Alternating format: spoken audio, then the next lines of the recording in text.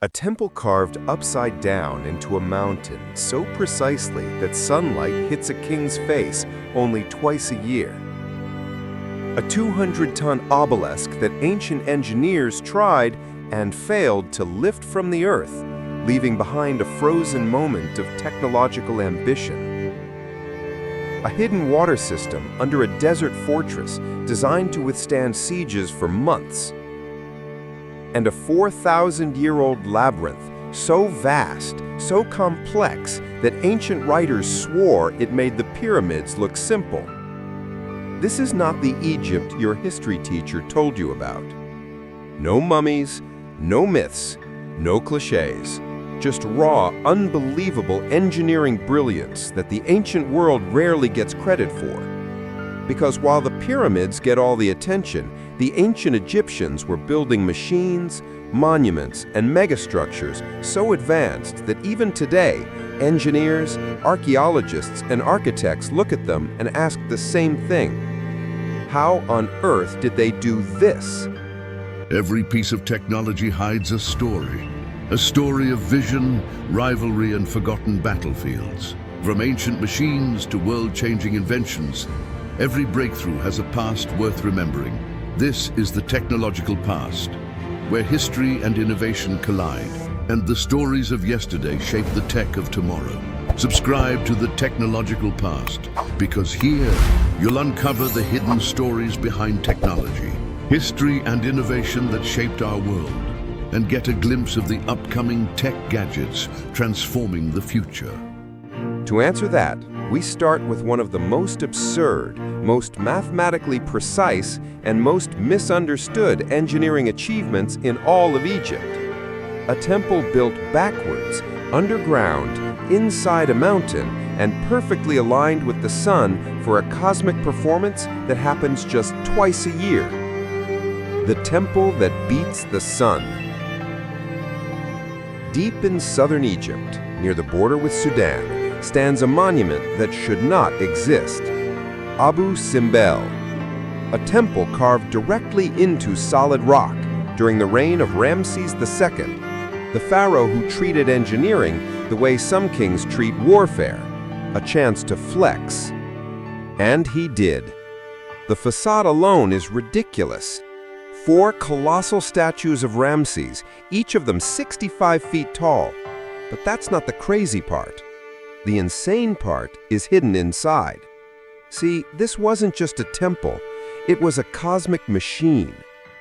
The entire structure was positioned with such absurd precision that only on 2 days each year, February 22nd and October 22nd, a beam of sunlight travels 200 feet down the temple's interior corridor and illuminates 3 of the 4 statues in the sanctuary. Amun-Ra, the sun god, Ra-Horakhti, another solar god, and Ramses himself, lit up like he's part god, part superstar. Only one statue remains in darkness, Ptah, the god of the underworld. A literal engineering message carved into the architecture. Life and divinity illuminated, death left untouched. But here's where it gets even crazier. In the 1960s, the entire temple was cut into giant blocks, weighing up to 30 tons and moved 65 meters higher to save it from being swallowed by the newly formed Lake Nasser. Imagine relocating a mountain and then having to realign it so the sunlight still hits the statues on the exact same days. The engineers actually pulled it off, barely. The alignment is off by just a few centimeters, but the solar event still works. Abu Simbel is proof that the Egyptians weren't just stacking stones. They were calculating angles, studying astronomy, and building monuments that functioned like massive stone computers. And that's just the warm-up. Because if Abu Simbel was Egypt flexing its astronomical genius, the next engineering feat is Egypt trying to lift something so big, so heavy, so completely unnecessary that even modern cranes would struggle with it. So, if the pyramids weren't the Egyptians' greatest invention, then what was? To answer that, we need to travel nearly 5,000 years back, long before Cleopatra, long before the pharaohs you recognize, long before the Great Pyramid even existed. Because ancient Egypt's obsession wasn't simply with building giant tombs, but with controlling impossible forces. And the first force they conquered was the Nile. Every year, the Nile flooded with such power that it wiped out fields, swallowed villages, and changed the landscape overnight. A weaker civilization would have just accepted this and prayed to survive. Not Egypt. They turned chaos into a weapon. The earliest farmers began digging shallow basins to trap water. But within a few centuries, the Egyptians engineered something no other civilization on Earth had pulled off at that scale. A full hydraulic network, canals, man-made lakes, artificial reservoirs, and water channels so precise that modern satellite mapping shows that some of them are perfectly straight for kilometers. And here's where it gets insane. These people didn't have iron. They didn't have pulleys. They didn't have wheels for another 1,000 years. Yet they engineered a river. One of the greatest examples was the Lake Morris project, a man-made lake bigger than the city of Los Angeles. Pharaohs used it as a giant water battery, storing Nile floodwater during high season, then releasing it through perfectly carved canals when the land turned dry. This wasn't agriculture, it was infrastructure on a national scale.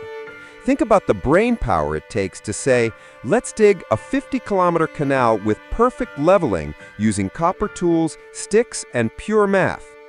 Now imagine actually doing it, with hundreds of thousands of workers, in desert heat, without a single blueprint surviving today. And yet it worked so flawlessly that Greek scholars who visited Egypt 2,000 years later thought the Nile itself obeyed the pharaoh. But water wasn't their only playground. The Egyptians also engineered tools that changed the world. Take the shaduf, one of the most underrated machines in human history. A bucket on a lever, counterweighted by stone. Sounds simple, but its efficiency was so insane that it multiplied water lifting power by several times, allowing farmers to move literal tons of water every day with minimal effort. A machine powered by human strength alone, but designed with such elegance that it became the backbone of Egyptian agriculture for over 3,000 years. And here's the crazy part. Shadufs are still used today in parts of Egypt and Sudan. But wait, because the Egyptians were only warming up.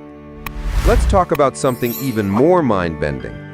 A structure that was so precise, so engineered, so mathematically advanced that some people still refuse to believe humans built it, despite the evidence being right there in the rock. I'm talking about the Osirion. Buried behind the Temple of Seti I in Abydos is a structure that looks like it was teleported from a different age. Massive granite blocks, some weighing over 100 tons, cut with a precision that would make a modern engineer double-take. No fancy carvings, no elaborate decoration, just monumental geometry. It sits below ground level, surrounded by a trench that once filled with water, creating the illusion of a temple island. But here's where things get wild. The Osirion doesn't match the style of Seti's temple built right next to it. It looks older, much older. Almost like Seti built his temple knowing that whatever stood behind it was sacred beyond comprehension. And it raises one uncomfortable question modern archaeologists still debate. Did the Egyptians inherit some engineering techniques from a period we don't fully understand, or were they simply so good that our timeline is underestimating them? But the Osirion isn't even the strangest anomaly in Egyptian engineering, because deep inside the Serapeum of Saqqara, down a dark stone passage carved beneath the earth, sit 24 massive granite boxes, each weighing between 60 and 100 tons, lids included. People call them sarcophagi, but here's the problem. No mummies were ever found inside them. No inscriptions mark their surfaces. No signs of funerary use exist at all. Just giant, precision-cut stone containers sitting in underground vaults like they were meant to hold something, but we still don't know what.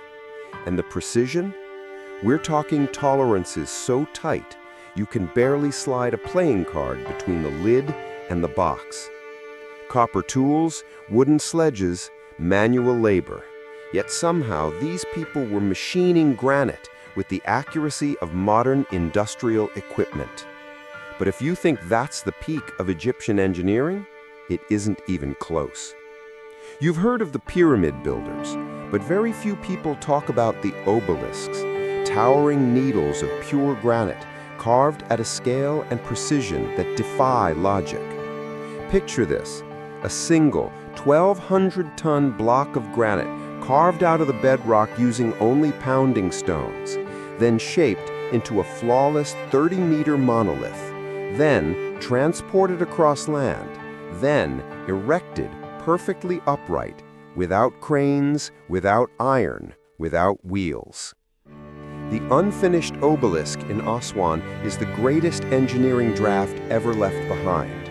It cracks halfway through construction, but that crack also exposed something incredible. We can see exactly how they carved it. Teams of workers pounding the stone thousands of times a day with dolerite hammerstones, slowly sculpting the world's biggest monolith from raw rock. And somehow, it worked. They did it dozens of times. Lebanon, Rome, Istanbul, all still host Egyptian obelisks that were transported across oceans on wooden ships so massive they barely seem real. We talk about the pyramids like they were impossible, but the engineering behind obelisks, that's a different category of madness entirely. But what if I told you the Egyptians built a machine even more groundbreaking than the Shaduf, something that changed architecture forever? Because they did. It was simple, it was elegant, and it became the foundation of every column, pillar, and stone building in the ancient world. That machine was the Egyptian lever crane. Not a full crane like Greek or Roman designs, but a proto-crane, a system of levers, ramps, and pivot points used to lift stones far heavier than a human could manage. Evidence shows they used wooden A-frames, pulleys carved from stone, and rope systems so strong they could haul granite like it was nothing. This wasn't guesswork. This was engineering. And here's something else people never talk about. One of Egypt's most brilliant achievements wasn't a building. It wasn't a sculpture. It wasn't even a machine. It was a map. Specifically, a mining map from around 1150 BCE, known today as the Turin Papyrus map. This thing is the world's oldest topographical map, accurate to scale, featuring color-coded geological layers, resource zones, quarry locations, and terrain obstacles. Egyptians weren't just builders, they were surveyors, mathematicians, geologists, urban planners centuries before those words existed. They didn't just place monuments randomly. They aligned them with stars, with cardinal directions, with solstice points.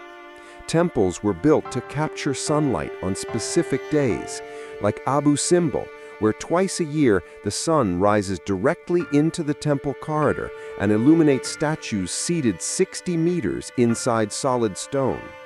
You think that's coincidence? Not a chance. Egyptian engineering wasn't just physical, it was cosmic. And yet somehow, some of their greatest feats barely get mentioned in documentaries, textbooks, or classrooms, because the pyramids steal the spotlight. They're iconic, yes, they're legendary, but they were also just one chapter in a story far bigger, far stranger, and far more advanced than most people realize. And if you thought Egypt's monuments above ground were impressive, just wait until we go underground, into tombs, shafts, and labyrinths that make the pyramids look almost simple. Because the Egyptians didn't just build for the living, they engineered the afterlife. And that takes us to the next part of our journey. The labyrinth that terrified ancient writers. If Egypt had one structure that truly broke ancient people's brains, it wasn't a pyramid, it wasn't a temple, it wasn't even Abu Simbel. It was something far stranger, the lost labyrinth of Hawara.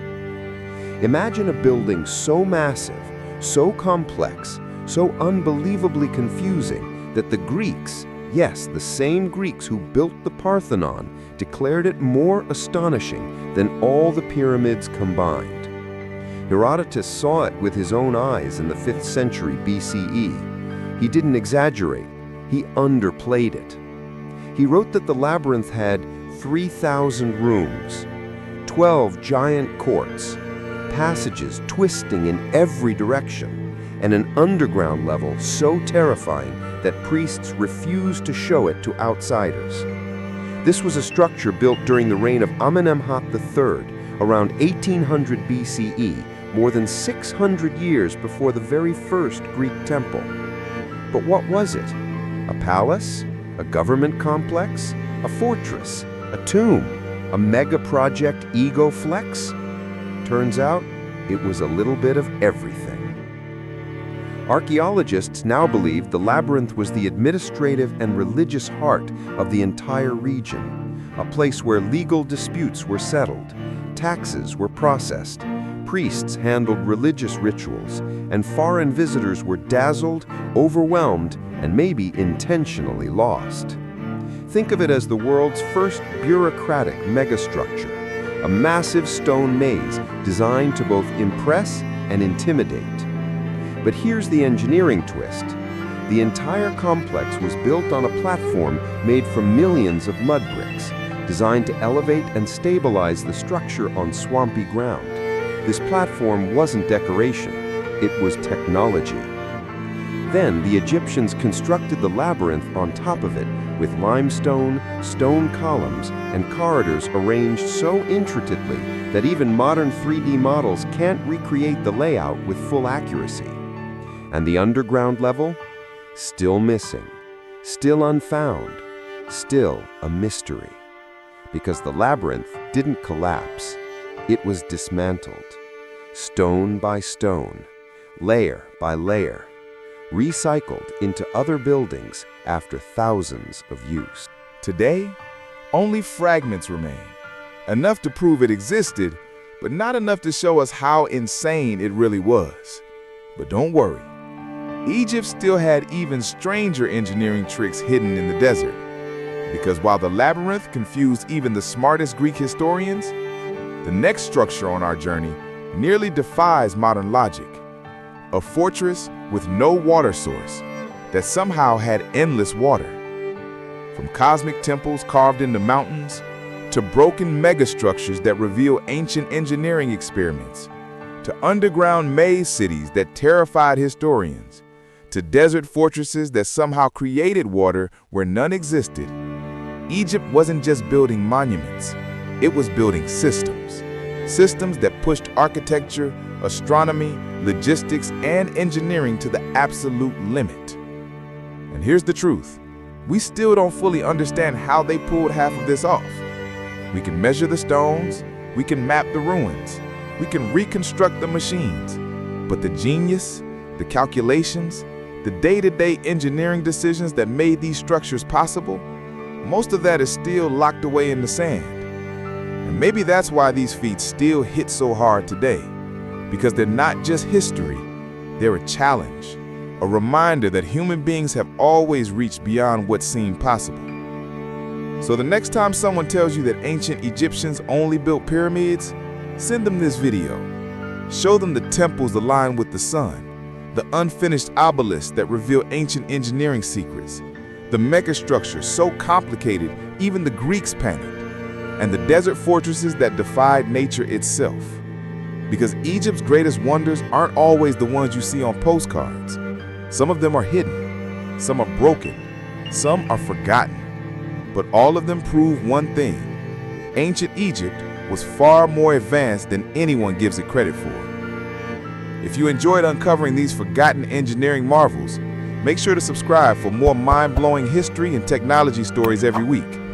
like the video to support the channel, and share it with someone who thinks they already know ancient Egypt, because trust me, they don't. See you in the next episode.